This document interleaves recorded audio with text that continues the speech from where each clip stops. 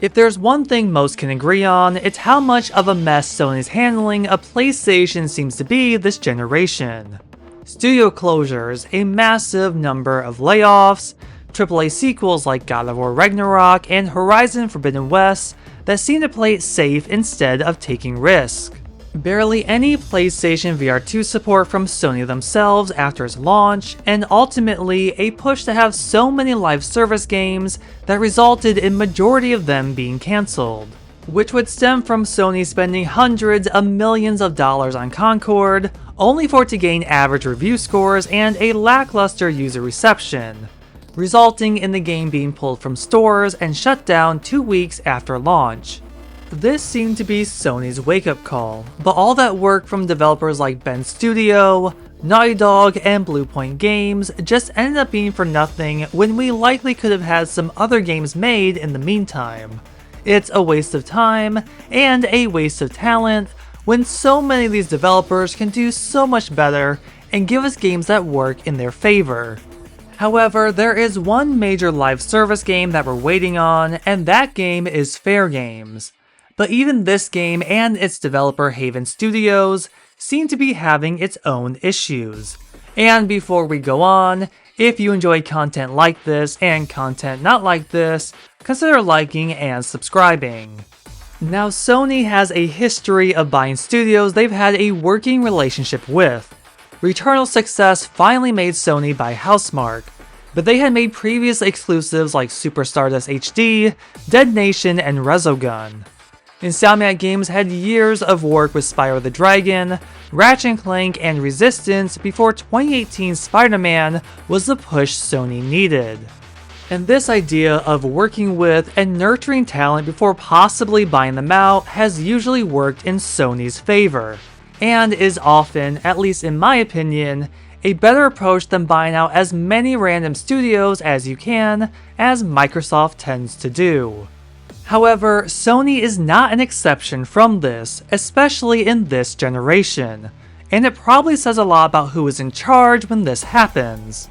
Something like buying Bungie was out of the blue and unexpected, with the main reason being for Bungie to oversee these live service games, which attributed to the cancellation of The Last of Us Online. But with so many of these games cancelled, Sony is left with a studio dripping in controversy and drama. We saw what happened between Sony and Firewalk Studios. This partnership was announced in 2021, before Sony purchased the studio in 2023. But Sony was headstrong in doing this, an unproven studio with the game Sony needed at the time, only for it to blow up in their face, resulting in an entire studio closing down, with even more people losing their jobs. And then we have Haven Studios, a studio formed in 2021, with the main thing going for them being its founder Jade Raymond. Now, if you don't know who Jade Raymond is, she's been in the industry for a while, notably for her work on the first 2 Assassin's Creed titles and Watch Dogs before leaving Ubisoft in 2014. Eventually, she helped form Motive Studio for Electronic Arts in 2015, who would later go on to make the Dead Space remake. But before this, there was a project known as Gaia that was supposed to be highly ambitious and innovative. But clashes happened within the studio, and Raymond would leave in 2018. Then, in 2019, she joined Google Stadia Games and Entertainment to create exclusive content for the streaming service. But as Google slowed down on their in-house development, Raymond left in 2021. Which leads us back to Haven Studios with an investment from Sony to create new and original IP for PlayStation. And Sony would acquire the studio in 2022. But keep all this in mind because we'll be coming back to Jade Raymond in a bit. So like Firewalk Studios, Haven is an unproven developer whose first game is set to be Fairgames, a live service PvP competitive heist game, a game that people aren't interested in. And this goes all the way back to 2023's PlayStation Showcase. Out of that entire show, Sony themselves had 4 games announced: Helldivers 2, Marvel's Spider-Man 2, Concord, and Fairgames. With 3 of these being live service games, it was clear from the comments that people didn't want Concord and Fairgames whatsoever. especially when the reveals were CGI trailers instead of actual gameplay. But this was part of a bigger issue. People are tired of live service games. So many failed to make it big, but PlayStation's first-party output has been lacking, and people are craving more. So in announcing 3 live service games, PlayStation's future didn't look bright. So with the fate of Concord shaking up PlayStation's live service plans, all eyes are on Haven Studios and what exactly is going on with them. Because as far as we know, Fairgames is still happening, but instead of being released in fall 2025 as planned, it's been pushed back to spring 2026, and we're still waiting on some sort of gameplay reveal. And on top of this, Jade Raymond has left Haven Studios. Apparently this happened after Fairgames went through an external test, and the reactions don't sound that promising.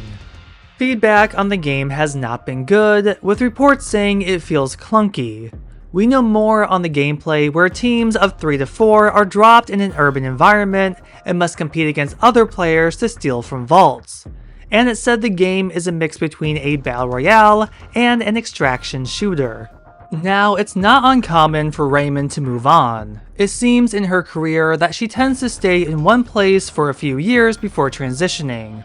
But Sony must be getting stricter on what they expect because of how much money they spent and how much they've lost. And it's likely conflicting views between Sony and Raymond made her leave. I'm betting because of Concord, what games weren't cancelled are under this immense pressure to be the absolute best they can be, because there's a lot to bank on a live service game. Helldivers 2 was a surprise success, and for a game that costs $40 and can only be played online, with microtransactions that were only for cosmetics, it's worked out pretty well. The same model was used for Concord, and it was a disaster with many people wanting it to be free to play. Even looking at Bungie's Marathon, that's a game not just under controversy, but outside of the unique art style and dynamic weather, people have said is just a mediocre experience. It doesn't help that for Sony, their best work lies within single-player content, unique experiences, and cinematic adventures. The live service market is tough, and not everyone has what it takes. So the real question is, let's say Fairgames does make it to release. Will it find an audience?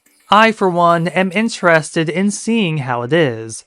If there's anything I've learned, sometimes the games we think we'll hate are the games we find enjoyment in.